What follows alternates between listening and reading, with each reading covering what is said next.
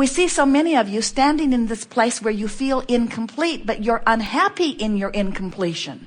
I will feel so much better when my lover comes. I will feel so much better when my money comes or when my new house comes. And you got to get over that. You got to feel good in the crack. You've got to feel happy in the crevasse of incompletion. And unless you are, then you're going to hold yourself in this negative, annoyed, resistant, irritated, unhappy, incomplete feeling, inadequate, insecure attitude that will prevent what you're asking for from coming to you. Did that just make sense? So you got to be happy in the crack. You've got to be excited about wanting something that hasn't come yet. So you want to get to the place where when people say to you, has that thing you've been talking about come yet? You want to say no, not no. No, it hasn't come yet, which means I'm still alive, which means I'm still adjusting, which means I'm still adjusting my vibration. And what is it that you are adjusting your vibration to? You're adjusting your vibration not from not having this thing you want to having this thing you want. You're adjusting this vibration from being unhappy about not having it to being happy even though you don't have it. Because when you're happy even though you don't have it, then you'll have it. But as long as you're unhappy about not having it, that unhappy is a vibration that holds it away. When you're unhappy about not having it, you're practicing the art of resistance. And when you're resisting, you can't have it. Well, how do I get happy about not having something that I really want? Well, it takes practice. It takes understanding you're eternal.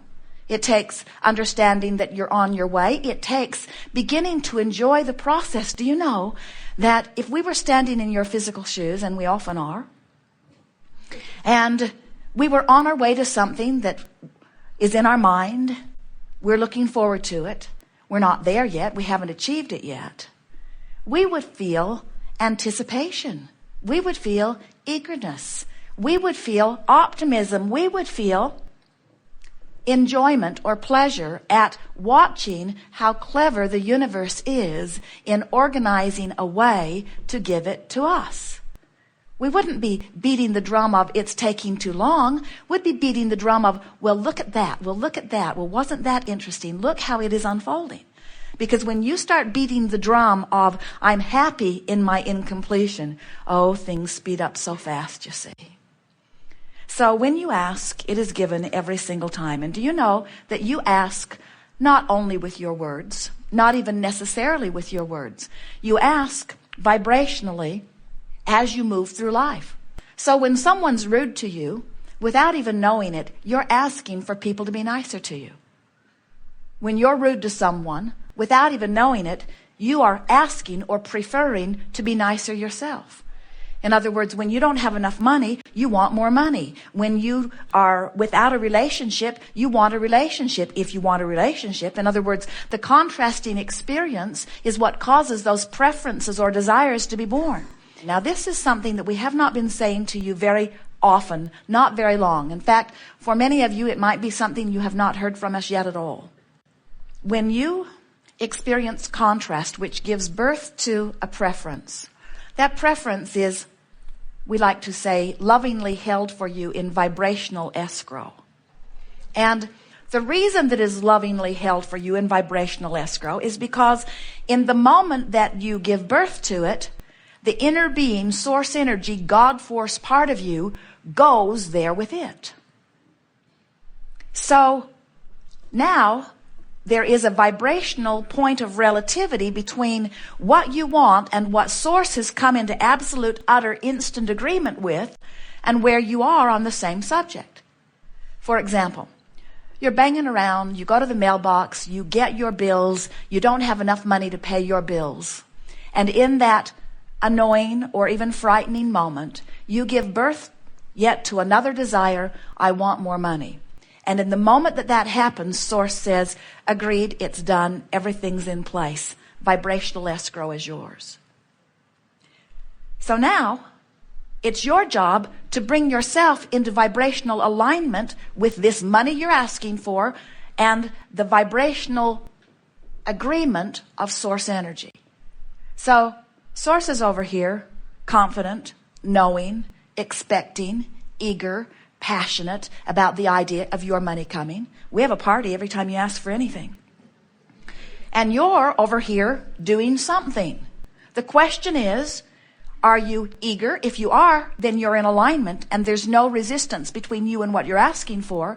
And now, since there is no resistance, no separation, no contradiction in your vibration, you're now sending one strong signal, what your inner being knows you want, and you're right there with it. Now, you are practicing what we call the art of allowing. Step 1 is ask. You do that all day, every day. You can't help but do that. Step 2 is answer. Source is already answered. Source is over there holding your goods for you in vibrational escrow.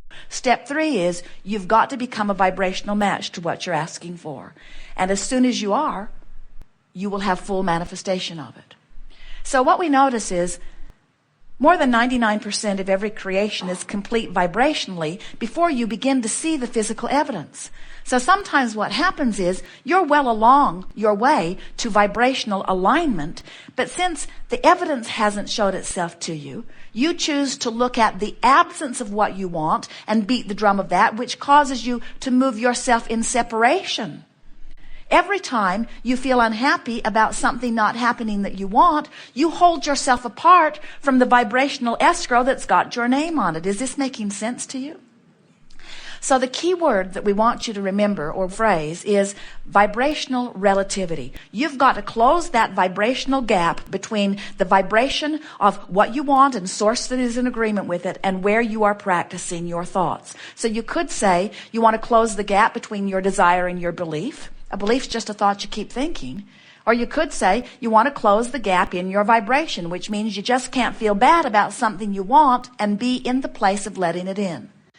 As Jerry and Esther are traveling from Phoenix to San Diego, they're always so eager to get over to San Diego. They were there for a month. It was 70 degrees mostly. It got all the way up to 79 degrees one day. They're right on the water. The wind feels wonderful. They can hardly wait to get over there.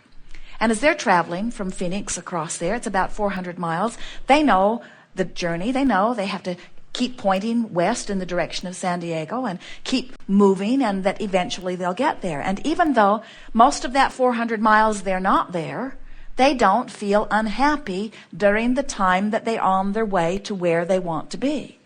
And we want you to understand that you've got to do that with all of your journeys. If you're sick, even if you're really sick, you've got to be more joyful on your way to wellness. And we think the reason you're not more joyful on your way to wellness is because you're not sure that you're really on your way to wellness, because the doctor may have told you you can't get well from this. This is incurable. And we say, he does not know. He does not understand vibrational relativity. He does not understand, if he's telling you that you've got something that is incurable, he does not understand that the illness caused you to launch a rocket of desire for wellness that source came into utter and absolute and instant agreement with.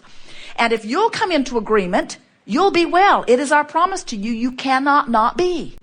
It is law. When you close that vibrational gap, you must have what you are now sending the one signal about, you see. But if you are standing in a place where you are sick, and you are on your way to wellness or trying to be pointed in that direction, what's happening with many of you is you haven't figured out how to quantify that journey. You can't tell whether you're headed toward wellness or away from it. Can you imagine Jerry and Esther getting halfway to San Diego in about Yuma, Arizona, and being so disappointed that they're not yet in San Diego that they get all disoriented and turn around and go back to Phoenix?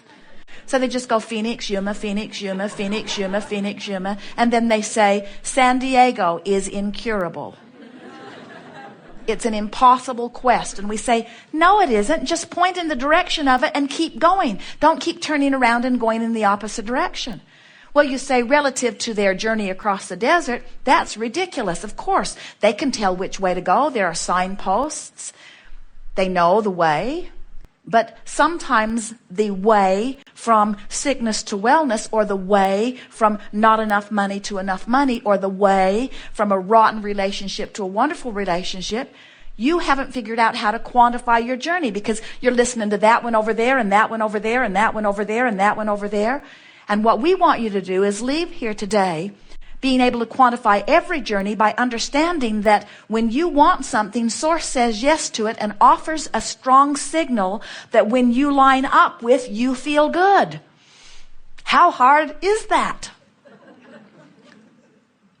Source is over here saying, we know what you want. We've been watching you. We've heard everything. And we're offering a signal about what you want.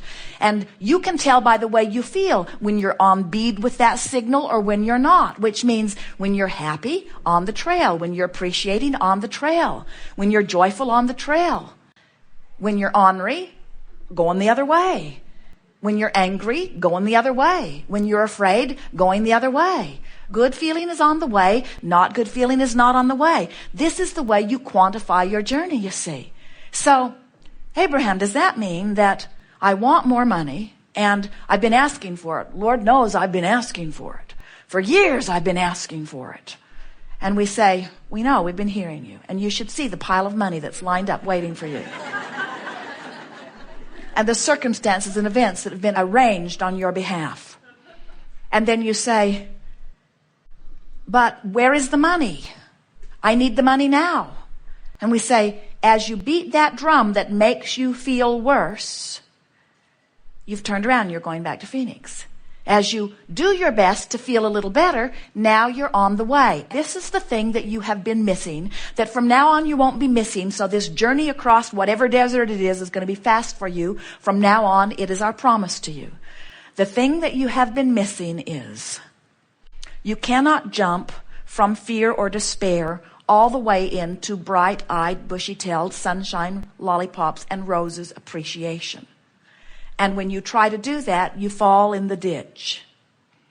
Because the vibration of fear of not having enough money and the vibration of exhilaration of having all the money in the world that you want are two very different vibrations. They feel really different. There is a huge vibrational difference. Now, you understand vibrational differences. You cannot set your radio dial on 6:30 a.m. and hear what's being broadcast from 98.7 FM. They're different frequencies. And your transmitter tuner has to match. In other words, the receiver and the transmitter have to be on the same frequency. So your money's over here in appreciation and love and good feeling ecstasy. And if you're over here in disappointment or fear, you're not on the same wavelength. But what we're saying to you is, don't ask yourself to all of a sudden know that the money is there. Just for a little while, be hopeful that it's there. And then be more trusting that it's there, or believing that it's there. And in time, you'll know that it's there. In time, you'll get so accustomed to feeling that solid feeling of knowing that what you want is always there for you, that there'll never be a gap for you about anything. You'll get so good that you'll be moving through your time-space reality. Something will happen that will cause you to want something. And in the moment of wanting it, you will be so knowing that all good things come to you, that there will be no gap between your wanting and your knowing. And then the universe just says, how about this way? How about this way? How about this way? And then your life will be one of just deciding the delicious way in which you would like the opportunities to flow to you. There will be no question in your mind that they will. If is no longer an issue with you. If is out of the question. It's a done deal. It's a sure thing. You're going to get anything and everything you want. The question is, through what crack of what least resistance will it flow? In what way will you allow the universe to surprise and delight you with all of the things that you've been asking for? And we're not just talking about things like monster buses and cars and homes and jewelry and stuff, although you can have all of that you want. We're talking about opportunities and experiences and rendezvous and interactions and fulfilling experiences and interesting conversations and pleasurable moments in your life, because your life is only right now. It's right now. It's right now. It's right now. Your life is only always in that crack. Your life is always going to be in the crack.